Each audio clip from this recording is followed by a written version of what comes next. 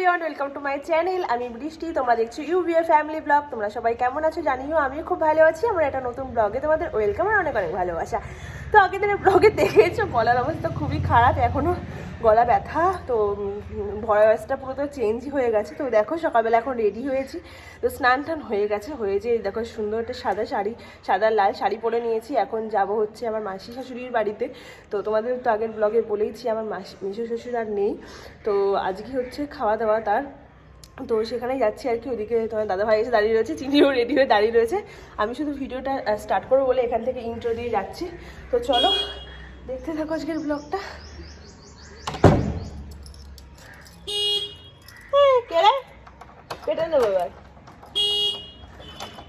তারপরে দেখো মাসির বাড়িতে চলে এসেছিলাম, আর মাসির বাড়িতে এসে দিকে দেখো খেতে বসে পড়েছিলাম কিন্তু।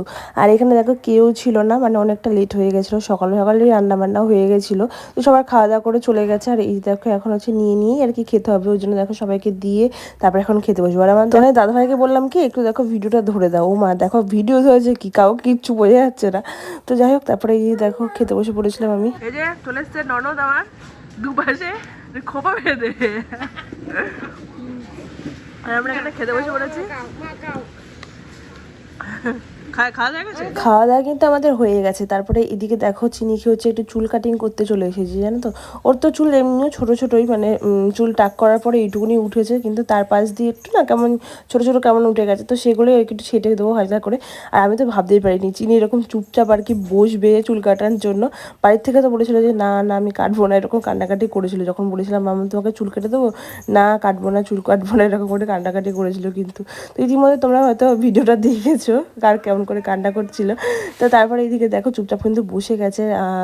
তোমার হচ্ছে এই দাদাই কিন্তু চিনিকে টাক করে দিয়েছিল, কিন্তু তাই বলছে বলে এখনও চুপ করে বসে রয়েছে। সেদিনকেও চুপ করেই বসেছিল, মানে কোনো ঠু শব্দ কিছু নেই, এইভাবে বসেছিল কিন্তু। তাই ওই দাদা বলছিল বাড়িতে তো চুপচাপ বসেছিল, আমি ভাবলাম হয়তো দোকানে এসে মানে কান্নাকাটি করবো, কিন্তু সেটাও দেখো করছে না। এইদিকে কিন্তু চিনি খুবই ভালো মেয়ে হয়ে গেছে আমার, মানে বাড়িতে দুষ্টুমি করে কিন্তু মানে কোথাও গিয়ে বা কোথাও কারোর সামনে কিন্তু দুষ্টুমি একদমই করে না। এটা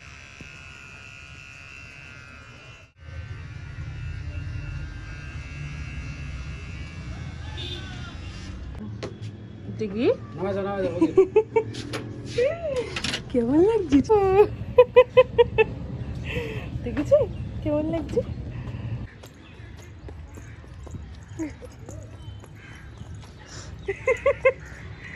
যাই না বাবা, ভয় লাগছে না তোমার? চিনি রেখে চলে আসো, আসো।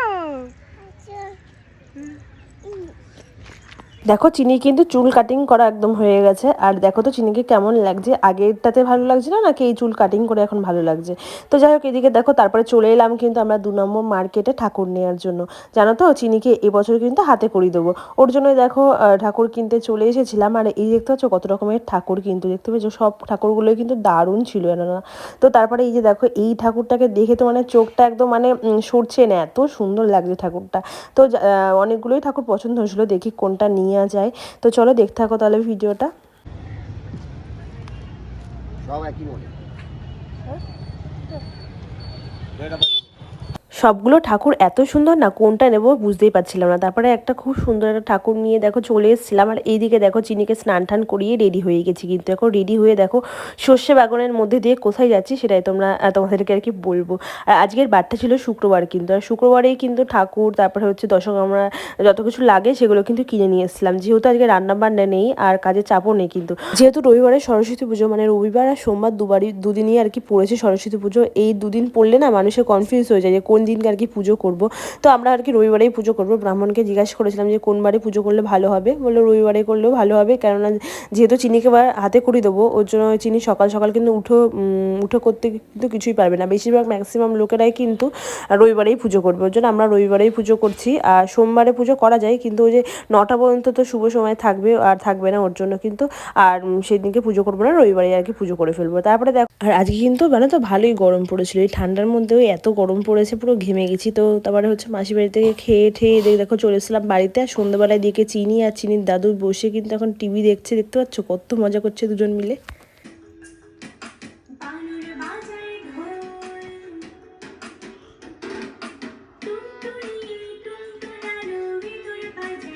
চিনি ওটা কি আঁকলে তুমি?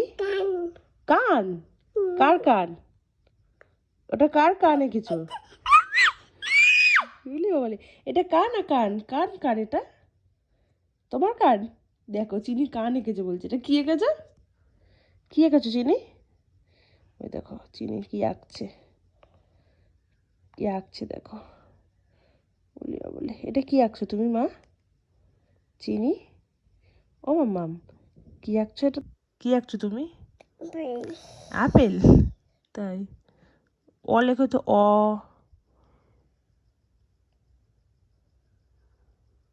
ই বাবা, উল্টো আ হয়ে গেল তোমার তো, গোল গোল আ হয়ে গেল। উড়ি বাবারে, উড়ি বাবারে, এটা কি আঁকলে? এটা কি লিখলে মা?